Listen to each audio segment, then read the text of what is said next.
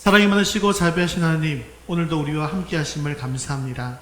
오늘도 거룩하신 주님 앞에 무릎 꿇고 주님만을 바라봅니다. 오늘 이 시간 충만하게 임하시고 하늘의 음성을 들려 주옵소서. 말씀을 잘 받아 헌신을 결단하며 삶의 열매를 맺는 복된 시간이 되게 하옵소서. 우리의 예배를 기뻐 받아 줄 믿사오며 예수님의 이름으로 기도합니다. 아멘. 네, 교회 소식 전해드리겠습니다. 수요 기도회 및 새벽 기도회를 재개하도록 하겠습니다. 생활 방역 세계에 들어감에 따라 수요 기도회 및 새벽 기도회를 다시 시작합니다. 모든 예배 모임에는 예방 수칙을 준수해 주시기 바랍니다. 모든 예배를 지속할 수 있도록 힘써 기도해 주시기 바랍니다. 코로나19 바이러스 관련 수칙입니다. 주일, 수요, 새벽 예배는 드리되 목장 모임은 코로나19 사태가 진정될 때까지 한시적으로 드리지 않습니다. 호흡기 감염에 우려가 있는 모든 활동도 당분간은 하지 않습니다. 예배 마친 후에는 간식을 받아가시기 바랍니다. 예배 시에는 증상과 관계없이 모두 마스크를 착용하시고 1m 이상 거리를 두고 앉아주십시오. 또한 손소독제를 사용해서 수시로 소독해주세요. 예배당은 예배 전후로 소독하고 있습니다. 드라마 바이블 금주의 성경 읽기는 77회에서 80회분입니다. 우리 5월의 암송 구절 한 목소리로 같이 읽겠습니다. 인도의 확신, 잠언 3장 5절에서 6절 말씀. 너는 마음을 다하여 여호와를 의뢰하고 내 명철을 의지하지 말라. 너는 범사에 그를 인정하라. 그리하면 내 길을 지도하시리라. 잠언 3장 5절에서 6절 말씀. 아멘. 자, 이제 우리의 시선을 하나님께로 올려드리겠습니다. 사도신경으로 신앙 고백하시겠습니다. 전능하사 천지를 만드신 하나님 아버지를 내가 믿사오며 그 외아들 우리 주 예수 그리스도를 믿사오니 이는 성령으로 잉태하사 동정녀 마리아에게 나시고 본디오 빌라도에게 고난을 받으사 십자가에 못 박혀 죽으시고 장사한 지 사흘 만에 죽은 자 가운데서 다시 살아나시며 하늘에 오르사 전능하신 하나님 우편에 앉아 계시다가 저리로서 산 자와 죽은 자를 심판하러 오시리라. 성령을 믿사오며 거룩한 공회와 성도가 서로 교통하는 것과 죄를 사하여 주시는 것과 몸이 다시 사는 것과 영원히 사는 것을 믿사옵나이다. 아멘.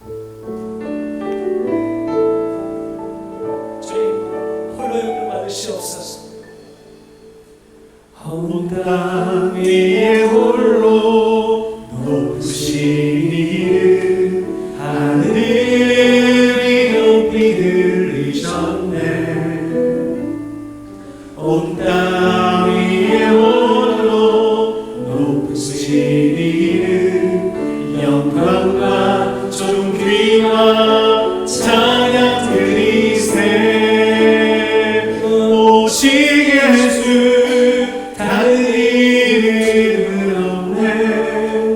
주 이름만 우리에게 주셨네. 오직 예수 다른 이름 없네. 오명하고 존귀 권세와 찬양 받으시는 오직 주 예수. 주님을 찬양합니다. 땅 위에 홀로 높으신 이름 하늘이 높이 들리셨네. 온 땅 위에 홀로 높으신 이름 영광과 존귀와 찬양 드리세. 온 땅 위에 홀로 높으신 이름 하늘이 높이 들리셨네. 주님을 찬양합니다.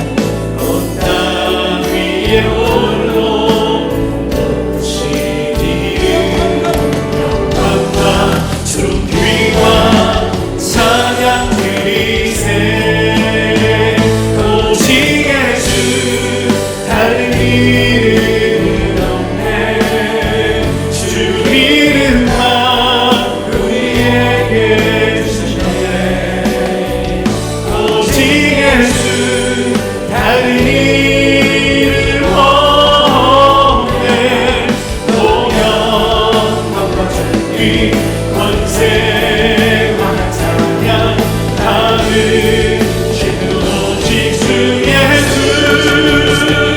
오직 예수 다른 이름은 없네 주 이름 나 우리에게 주셨네 오직 예수 다른 이름 없네 노력감과 존귀 권세와 찬양 다음 지금 오직 주 예수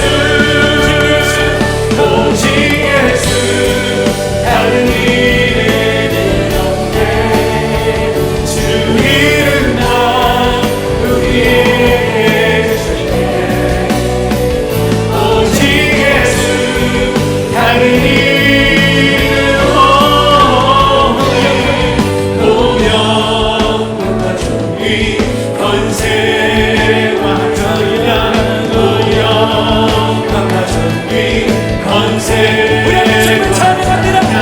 노력과 존귀 권세와 찬양 다음 집은 오직 주 예수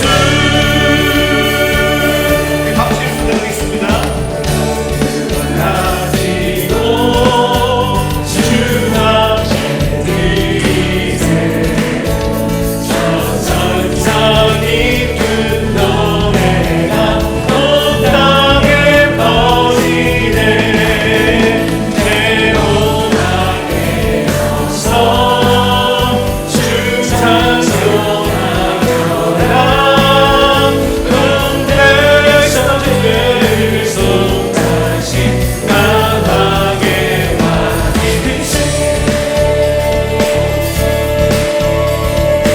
주님 영광의 주님을 찬양합니다. 명령 가지고 가지고 우리 함께 찬양합시다. 주 앞에 드리세 그 손과 몸의 상처가 영광 중 빛나네 하늘의 전사도 그 영광 보고서 고아를 신기 알고자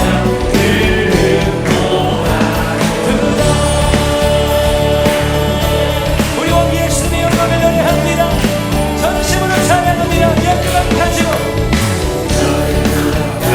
가지고 주 앞에 드리세 온 세상 전쟁 그치고 잡혀와 오게 돼주 보좌 앞에서 온 백성 엎드려 그 한량 엎드려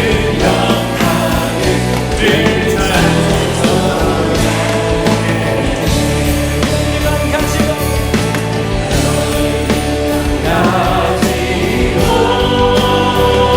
주 앞에 드리세 온 세상 전쟁 그치고 잡혀오게 돼주 보좌 앞에서 우리 함께 찬양합니다. 온 백성 엎드려 그 한량 없는 영광을 찬송하네 주 앞에서 주 보좌 앞에서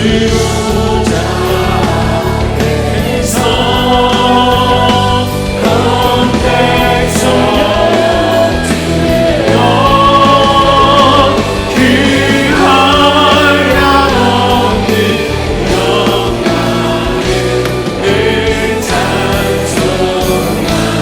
영광을 찬송하네 주 영광을 우리 이 시간 한 목소리 같이 예배를 위해서 기도하겠습니다.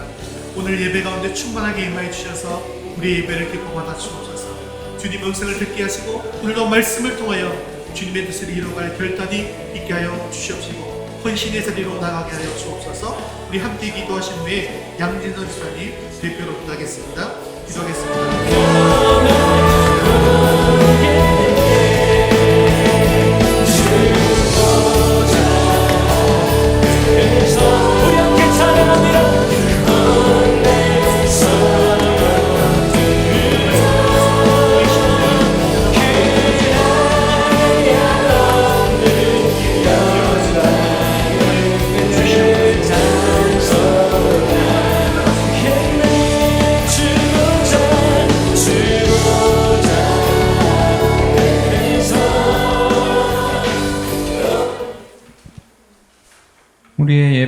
크시는 하나님 감사와 찬송과 경배를 올려드립니다. 주님의 인자하심과 보호하심으로 지난 한 주도 지켜주신 은혜에 감사드립니다. 그러나 주님의 한없는 사랑에도 불구하고 주님 뜻대로 살아가지 못하고 내 생각대로 내 뜻대로 살았습니다. 여러 모양으로 지은 모든 죄를 이 시간 주님 앞에 내려놓으니 용서하시고 깨끗하고 정결한 마음으로 온전히 주님께만 예배드리는 시간 되게 하옵소서. 이 시간 다른 곳에 있지 아니하고 예배의 자리에 있게 하심을 감사드립니다. 무엇이 진리인지 알지 못한 채 헤매이는 세상 속에 빠져들지 않게 하시고 우리의 마음과 생각을 지키시사 그리스도의 참된 제자의 삶을 살아갈 수 있도록 은혜 베풀어 주시옵소서. 담임 목사님 늘 함께 하시사 영육이 건강하게 하시고 말씀과 기도의 능력이 있게 하시는 사역들 하나님을 충분히 기쁘게 해드리는 일들 되게 하옵소서. 말씀 전하실 때에 그 말씀의 능력이 있게 하시고 전하는 자나 듣는 자 모두 충만하게 채워지는 시간 되게 하시옵소서. 믿음이 약한 자들을 믿음 더하여 주시고 몸이 약한 자들 건강을 주시며 믿지 않는 자녀들과 가족들 주님의 품으로 돌아올 수 있도록 먼저 믿는 저희들이 섬김으로 그리스도의 참된 제자의 삶을 살아갈 수 있도록 늘 함께 하시옵소서. 주일학교 예배 가운데도 함께 하시사 말씀 전하시는 사모님에게도 지혜를 더하여 주시고 우리 아이들이 어릴 적부터 말씀으로 잘 양육되어 이 나라를 위해 주님 나라를 위해 크게 쓰임받는 아이들 되게 하시옵소서. 온 마음과 정성을 다하여 예배하는 시간 되게 하시고 말씀을 들음에서 끝나는 것이 아니라 의지적으로 행동하는 저희들 되게 하시옵소서. 주님의 크신 은혜에 감사드리며 예수님의 이름으로 기도드리옵나이다. 아멘.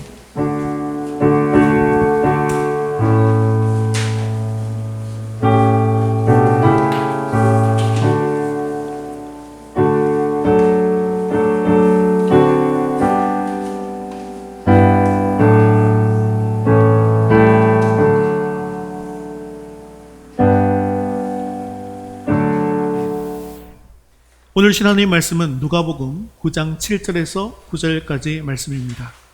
누가복음 9장 7절에서 9절까지 말씀 신약성경 106면에 있습니다. 우리 한 목소리로 같이 읽겠습니다. 분봉왕 헤롯이 이 모든 일을 듣고 심히 당황하니 이는 어떤 사람은 요한이 죽은 자 가운데서 살아났다고도 하며 어떤 사람은 엘리야가 나타났다고도 하며 어떤 사람은 옛 선지자 한 사람이 다시 살아났다고도 함이라. 헤롯이 이르되 요한은 내가 목을 베었거늘 이제 이런 일이 들리니 이 사람이 누군가 하며 그를 보고자 하더라. 아멘. 자, 오늘 말씀은 지난주 말씀의 2부라고 할 수 있습니다. 지난주 우리는 12제자 파송 이야기를 나누었습니다. 그들은 예수님께서 주신 그 권위를 가지고 또 능력을 가지고 마을 곳곳을 다니면서 복음을 전했습니다. 주님은 제자들에게 아무것도 가지지 말라고 하셨습니다. 즉 복음을 전하는 것은 자신의 힘이 아니라는 거죠. 하나님을 의지하며 하는 사역이라는 것입니다. 그리고 제자들은 복음을 전하면서 부족함이 없이 또 하나님께서 모든 것을 채워주심도 경험했습니다. 이것을 지난 6절에는 이렇게 설명하고 있습니다. 같이 읽겠습니다. 제자들이 나아가 각 마을에 두루 다니며 곳곳에 복음을 전하며 병을 고치더라. 제자들은 예수님의 말씀에 따라 그들에게 맡겨진 일을 성실히 감당했습니다. 짧은 말씀이지만 많은 시간을 들여서 곳곳으로 다니며 복음을 전했음을 알 수 있습니다. 각 마을을 다녔고 또 집에 머무르기도 했습니다. 그리고 사람들은 그 복음의 소식에 대해서 각각 다르게 반응했겠죠.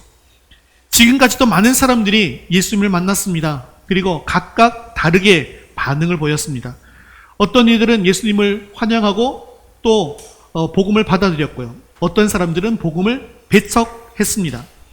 오늘 말씀도 이와 같이 복음에 반응하는 사람들이 나옵니다. 그런데 사람들의 반응을 소개하는 그 시점에서 우리는 조금 주목해 볼 필요가 있습니다. 누가복음 8장을 지나면서 우리는 놀라운 예수님의 가르침, 또 놀라운 기적의 소식들을 들었지 않습니까? 예수님은 씨 뿌리는 자의 비유를 말씀해 주셨고 또 하나님의 말씀을 듣고 행하는 자가 가족이라고 가르치셨습니다. 바람과 물결을 꾸짖어서 잔잔케 하시는 기적을 보여주셨고요. 거라서에서는 군대 귀신을 내어 쫓으셨습니다. 혈루증 걸린 여인을 낫게 해주셨고요. 야일의 딸을 다시 살리셨습니다. 예수님에 대한 이 반응을 소개한다면 아마 8장을 마치고 바로 소개하는 것이 가장 효과적이지 않겠습니까? 그런데 누가는요, 제자들을 파송하고 제자들의 사역이 다 끝난 후에 사람들의 반응에 대해서 소개합니다. 즉 제자들을 이 복음을 전하면서 이 병을 고친 이야기, 그 뒤에 예수님에 대한 이 반응을 소개하는 것이죠. 제자들의 사역이 끝난 후에 사람들의 반응을 소개한 이유는 과연 무엇일까요? 이제 예수님과 제자들의 관계가 달라졌기 때문입니다. 예수님은 어머니와 동생이 찾아왔을 때 제자들에게 가족이 누구인지에 대해서 말씀해 주셨는데요. 누가 가족이라고 했나요? 나를 태어나게 하신 분이 가족이 아니라 하나님의 말씀을 듣고 행하는 자가 가족이다라고 말씀하셨습니다.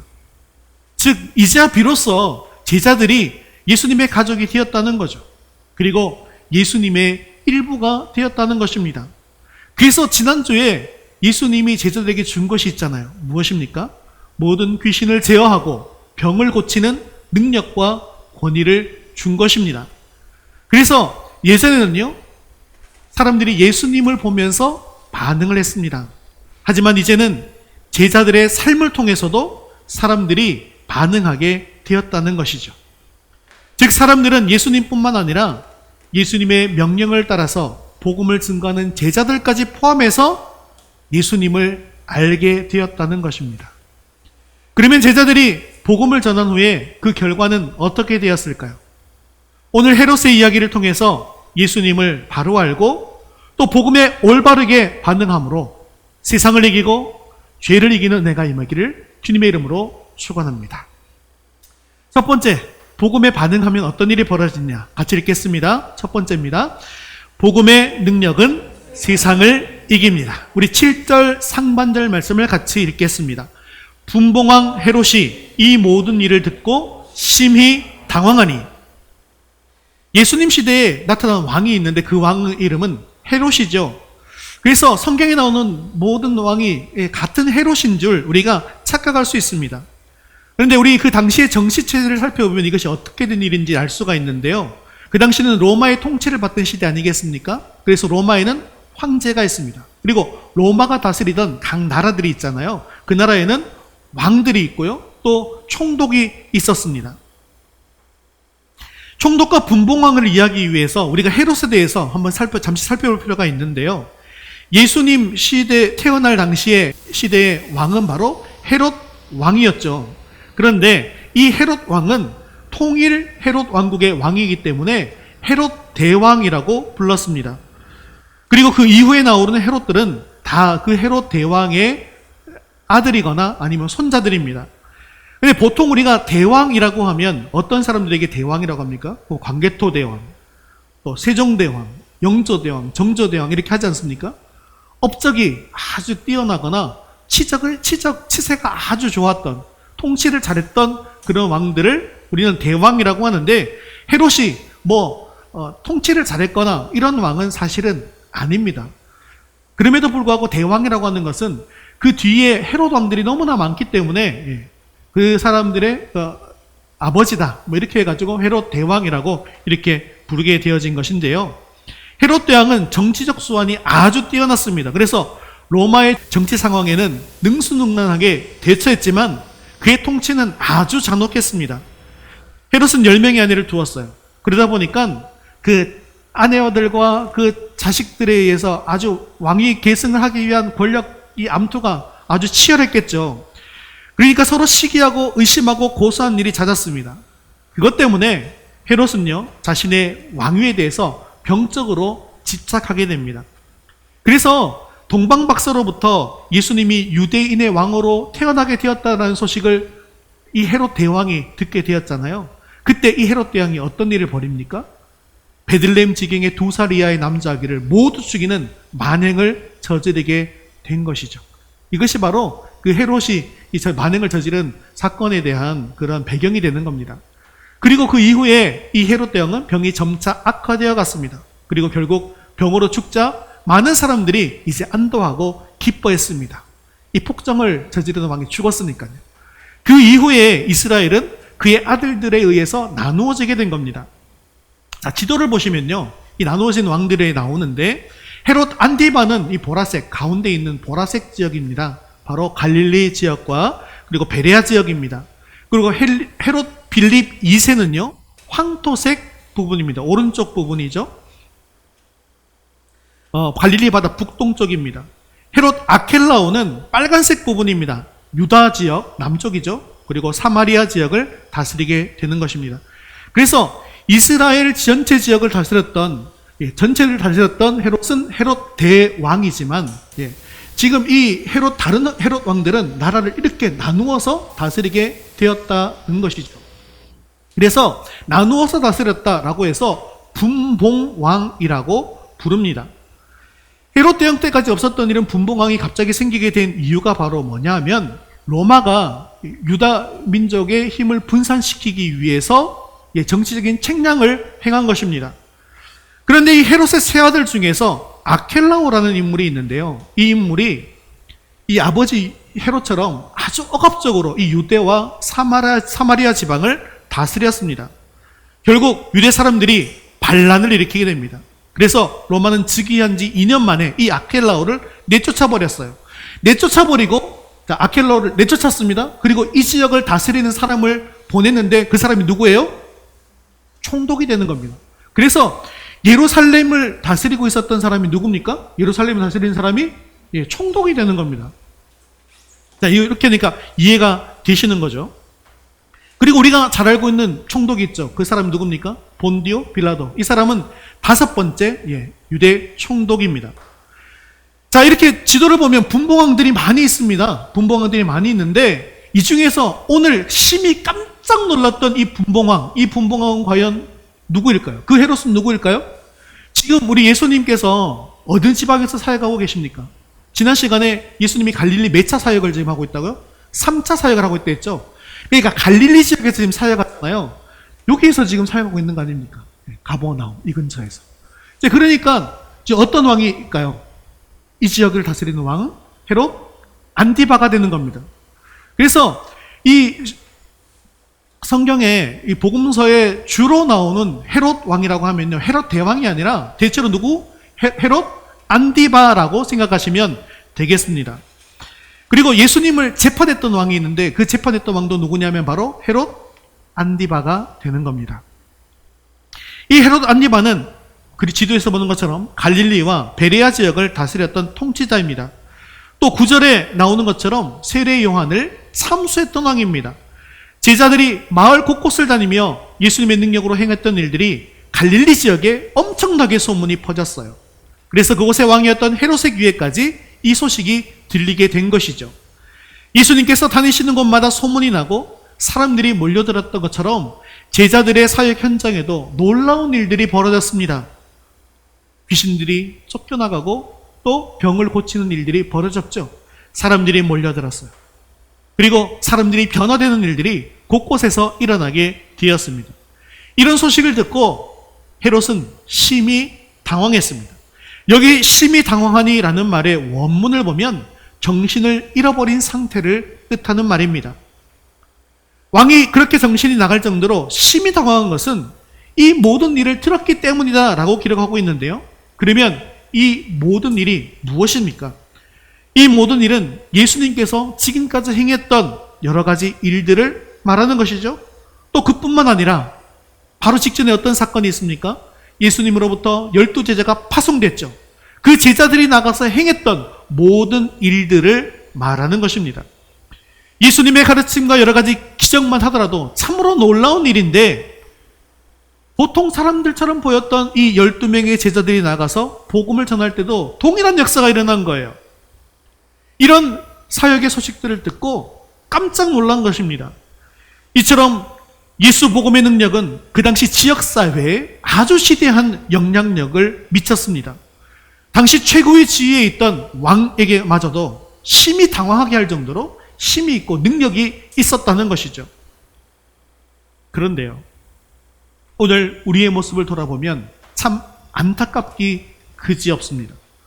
특히 코로나 사태를 지나면서 더더욱 우리는 지역사회에서 권위를 잃어버리고 있습니다. 사실 복음은 엄청난 능력과 권위를 가지고 있는 것이죠. 구약시대에 보면 이스라엘이 가나안으로 진군에 들어갈 때 죄에 물들어 있던 가나안 거민들이 이 여리고성에 있던 거민들 말입니다. 하나님의 능력에 대한 소문만 들었잖아요. 하나님께서 이스라엘 백성들을 통해서 어떻게 요단 동편 거민들을 멸망시켰는지 그 소식만 듣고도 간담이 서늘어졌다라고 말하지 않습니까? 간담이 녹았습니다. 베드로는요, 성령의 충만을 받고 성령의 능력으로 복음을 전할 때에 모든 백성들이 우리가 어이할 거라고 하면서 자신의 죄에 대해서 마음에 찔림을 받았다는 것이죠. 이처럼 복음은 권위와 능력이 있습니다. 죄인들로 하여금 두려워 떨게 하는 것입니다. 그런데 요즘 시대에 와서 세상이 교회와 성도들을 깔보고 두려워하지 않는 이유가 무엇일까요? 그것은 우리가 복음의 권위와 능력을 받았음에도 불구하고 그 권위와 능력을 상실했기 때문입니다. 우리가 성령의 능력을 받았음에도 불구하고 성령의 능력을 힘입어서 살고 있지 않기 때문입니다. 사랑하는 성도 여러분, 우리도 제자들처럼 복음의 능력과 권위로 성령의 능력으로 다시금 세워져야 될 줄로 믿습니다. 예수님의 제자들이 했던 그 일을 우리도 당연히 할 수 있습니다. 생명을 살리고 또 복음을 전함으로 말미암아 세상을 뒤흔들 수 있습니다. 우리도 제자들과 같이 성령의 능력으로 복음을 들고 나아가서 세상을 능히 이길 수 있게 되어지기를 주님의 이름으로 축원합니다. 또한 세상과 믿지 않는 사람들이 복음의 권세와 능력 앞에 두려워 떨게 만드는 하나님의 사람이 다 될 수 있기를 주님의 이름으로 축원합니다. 자, 두 번째, 복음에 우리가 어떻게 반응해야 되는가 같이 읽겠습니다. 죄는 반드시 회개해야 합니다. 이제 예수님과 제자들의 소식을 들은 헤롯의 이 태도를 통해서 우리가 죄 문제를 어떻게 다루어야 하는지를 또 어떻게 반응해야 하는지를 살펴보도록 하겠습니다. 이렇게 예수님과 그의 제자들의 소문을 듣고 심히 당황하게 된 것은 헤롯만 아니었습니다. 모든 사람들이 다 그러했다는 거죠. 그래서 그들은 이것을 설명하기 위해서 여러 가지 이야기로 설명했습니다. 우리 7절과 8절 말씀 같이 읽겠습니다. 이는 어떤 사람은 요한이 죽은 자 가운데서 살아났다고도 하며 어떤 사람은 엘리야가 나타났다고도 하며 어떤 사람은 옛 선지자 한 사람이 다시 살아났다고도 함이라. 사람들이 예수님을 옛 선지자 중 하나로 생각한 이유는요, 신명기 18장 18절에 보면 하나님은 모세에게 너와 같은 선지자 하나를 보내주시겠다라고 이렇게 말씀했기 때문입니다.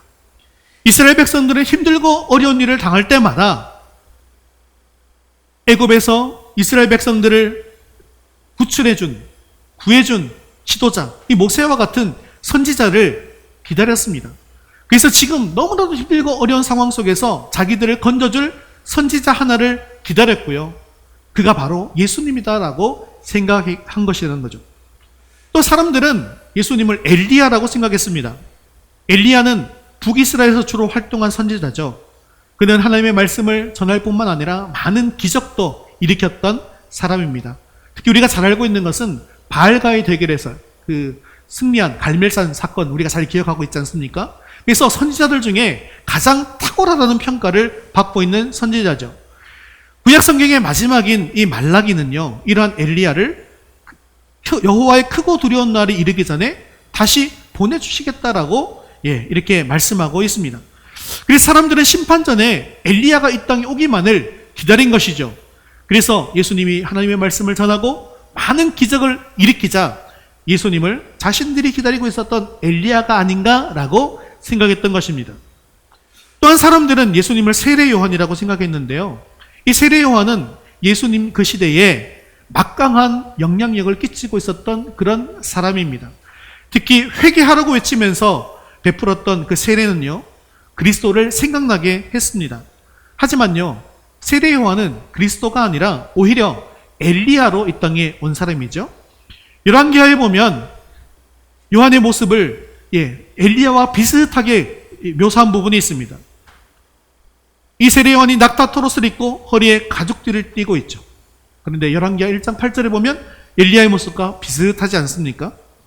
헤롯은 그 이야기 중에서 예수님을 세례 요한이라고 생각했습니다. 우리 9절 말씀을 같이 읽겠습니다.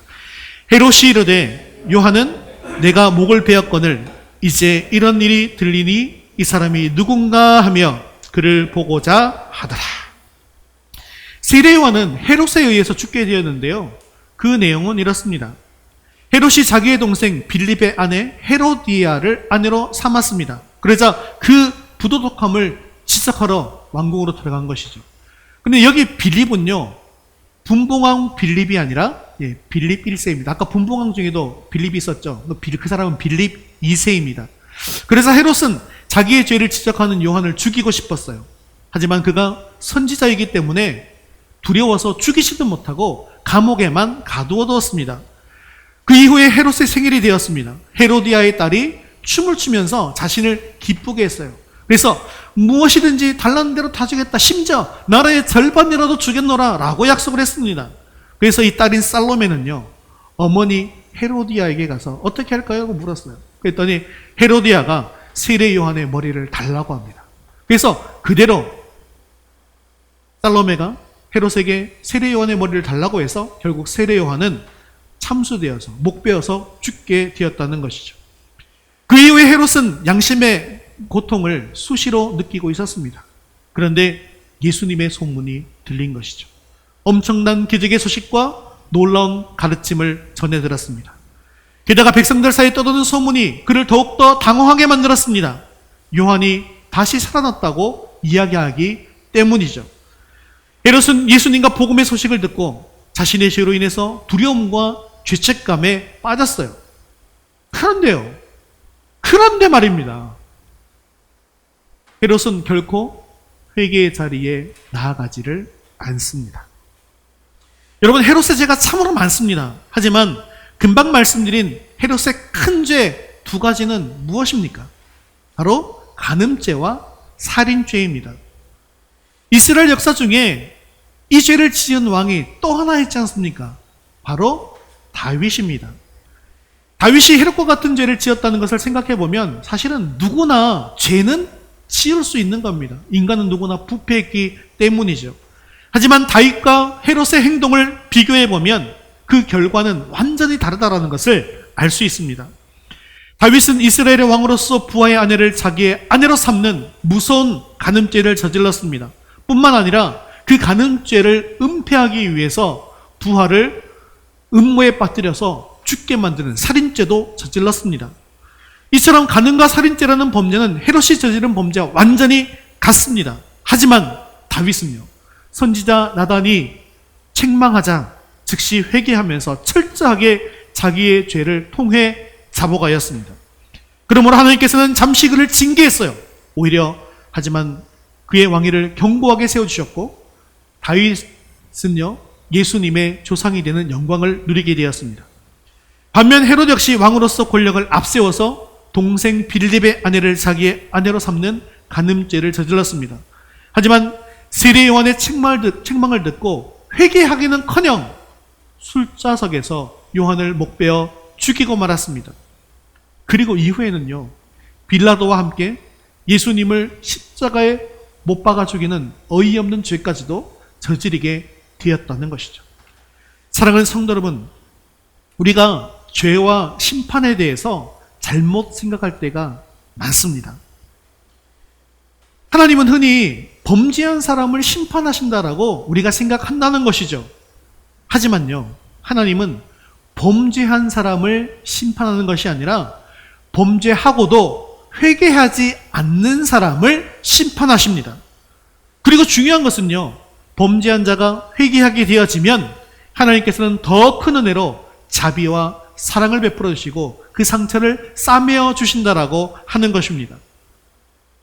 그래서 우리는 범죄했을 때 이것을 숨기지 말고 즉시 회개하고 자복할 수 있기를 바랍니다. 그래서 하나님께서 잠시 징계할지라도 더 큰 은혜로 싸매어 주시는 주님을 믿으시기를 바랍니다. 그래서 다윗과 같이 주님의 더 큰 일을 감당하는 저와 여러분 될 수 있기를 주님의 이름으로 축원합니다. 자, 우리가 복음의 올바르게 반응하기 위해서 우리 세 번째 같이 한번 읽어보겠습니다. 예수님이 누구신지 깨달아야 합니다. 회개하지 않고 죄 가운데 거하면 이렇게 헤롯처럼 늘 불안하고 두려운 삶을 살 수밖에는 없지요. 헤롯과 같이 잠시 잠깐 죄를 숨길 수는 있습니다. 하지만 내 속에 아직도 남아있는 그 추악한 죄악 덩어리는 결코 사라지지 않습니다. 겉으로는 멀쩡해 보여요. 하지만 속으로는 썩어 들어가고 있습니다. 이에 대해서 예수님은 회칠한 무덤이다라고 말씀하지 않았습니까? 무덤 속은 시신이 썩어 들어가고 있는데 그것을 가리기 위해서 하얗게 발라버리는 거예요. 깨끗해처럼 보이게 한다는 것이죠. 근데 그 썩어가는 그 환부를 치료하실 분을 만나야 한다는 것이죠. 그분이 누굽니까? 지금까지 우리가 배워왔지 않습니까? 죽어가는 영혼을 살리신 분, 질병을 치료하신 분, 심지어 죽었던 자를 살리신 분, 그분이 바로 예수님입니다. 죄 지은 인생은 왕궁에 살아도 행복이 없다는 것을 우리가 보지 않았습니까? 모든 좋은 것을 가지고 온갖 권력을 다 가지고 있다 할지라도 죄책감과 이 불안은 숨길 수가 없습니다. 사실 헤롯은 예수님의 사역을 들었을 때 그의 숨어있던 양심이 깨어나게 되었습니다. 예수님과 제자들의 소식을 통해서 이 세례 요한의 일, 그 추악했던 그 죄의 일, 간음죄와 살인죄가 생각났다라는 거예요. 이렇게 복음으로 인해서 죄가 기억날 때 우리가 어떻게 반응해야 하는 거예요? 우리는 반드시 주님 앞으로 나아가야 될 줄로 믿습니다. 우리가 주님 앞에 나아갈 때, 십자가의 보혈 앞에 나아갈 때 우리를 주님께서 깨끗하게 해주실 줄로 믿습니다.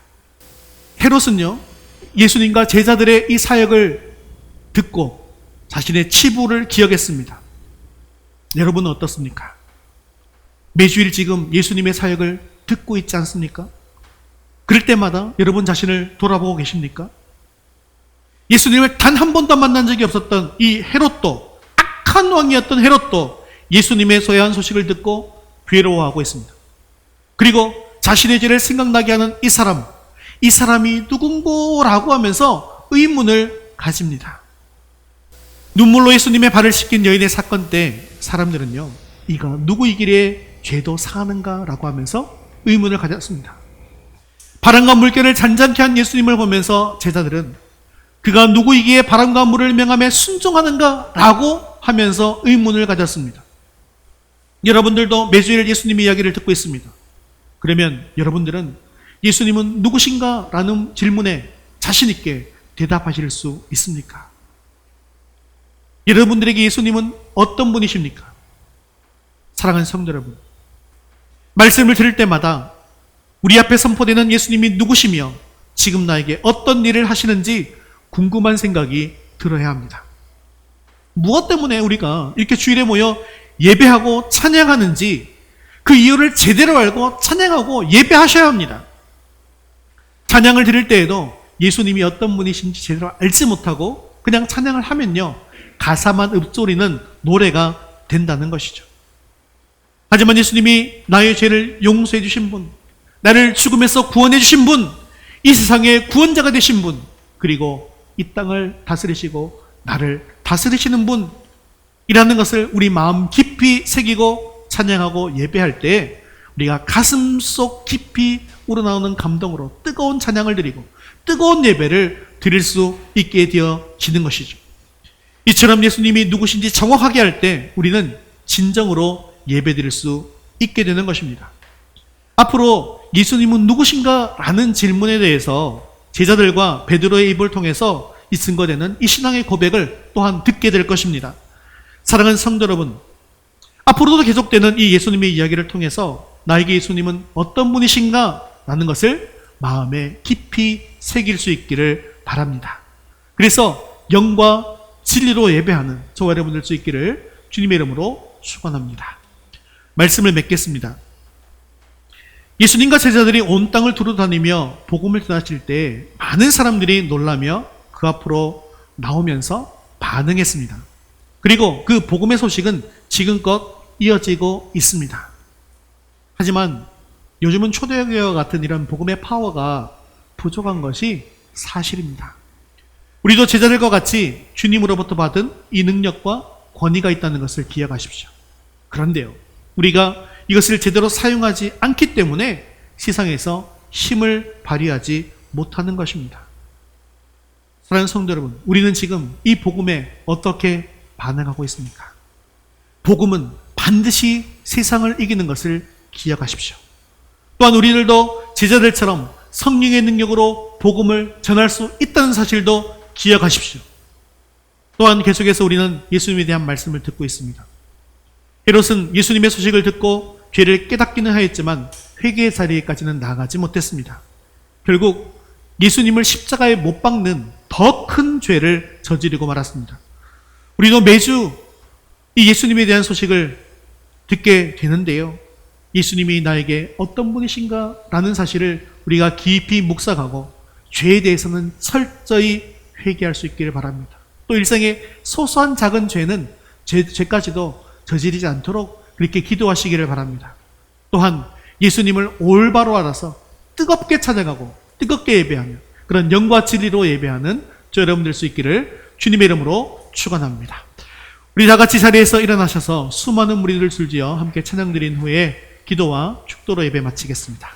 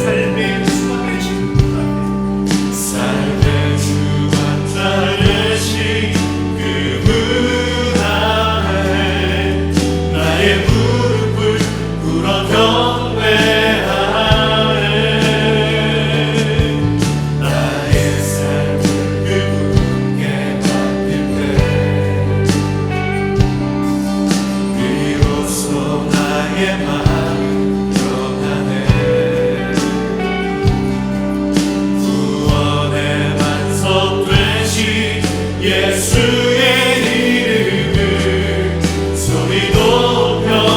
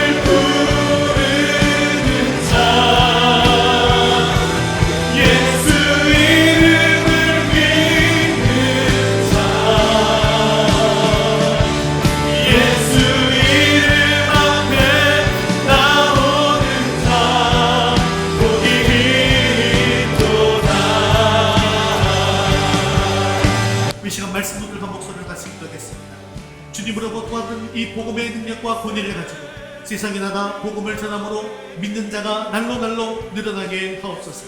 날마다 예수님을 묵상할 때 모든 죄를 주님 앞에 내어놓게 회개하게 하시고 또 작은 죄까지도 멀리하게 능력을 더하여 주옵소서. 말씀을 들을 때마다 예수님이 어떤 분이신지를 깨닫게 하시고 마음속 깊이 주님을 인정하고 영과 진리로 예배하게 해달라고 우리 한 목소리로 같이 기도와 축도로 예배 마치겠습니다.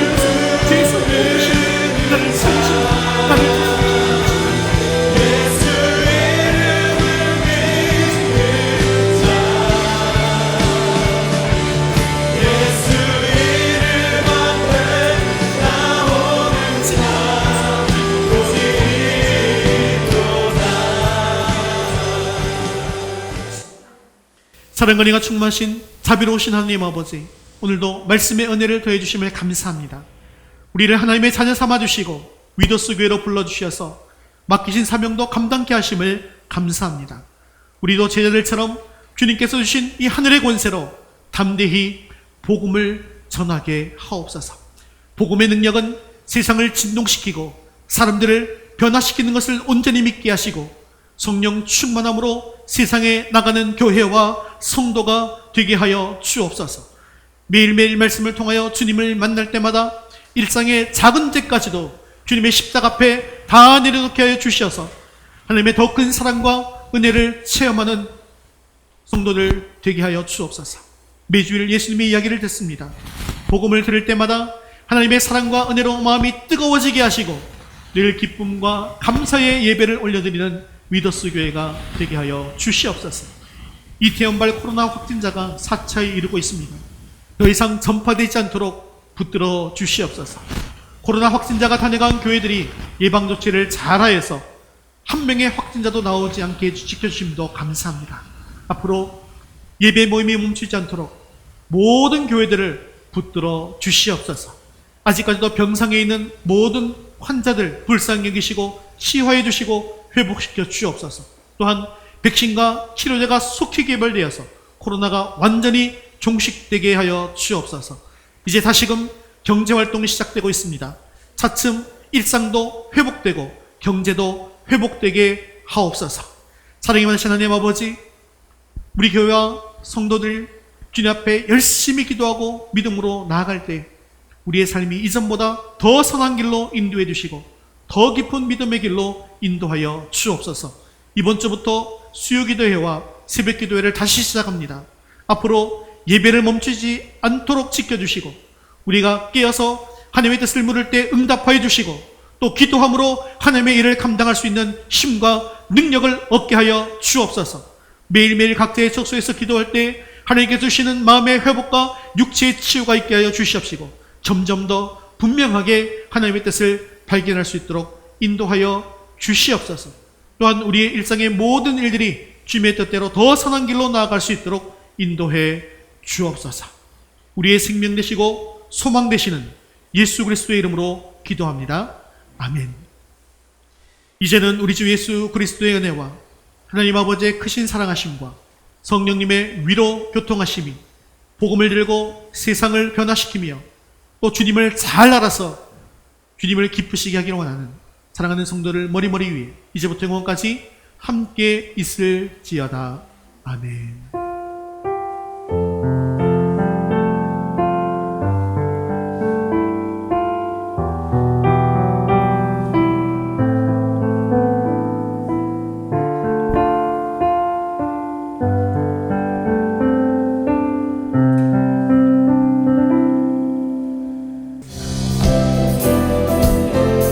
헌신인 주님을 즐거이 찬양합니다. 주 높이 받으시옵소서.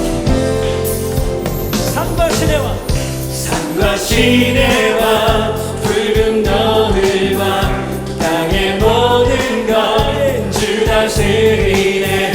내가 내 갈망 유일한 소망 주님 날 다스리는 것 주 오셔서 통치하소서.